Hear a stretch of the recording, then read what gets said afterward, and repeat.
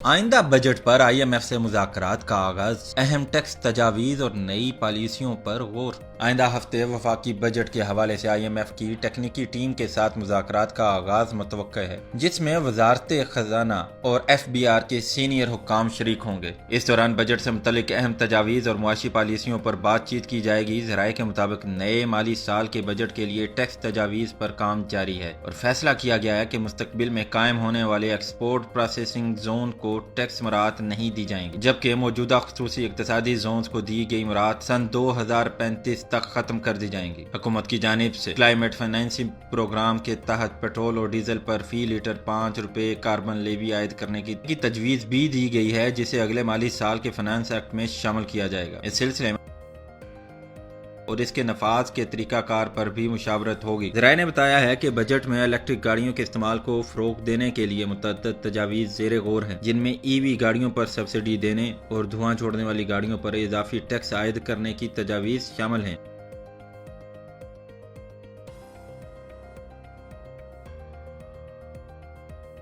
مزید یہ کہ ریٹیلرز، ہول سیلرز اور دیگر کاروباری شعبوں کو ٹیکس نیٹ میں لانے کا فیصلہ بھی کیا گیا ہے، جبکہ ان افراد کے لیے ٹیکس استثناء ختم کرنے کی تجویز بھی زیر غور ہے جو زیادہ پنشن وصول کر رہے ہیں، تاکہ ٹیکس نظام کو وسیع اور مؤثر بنایا جا سکے۔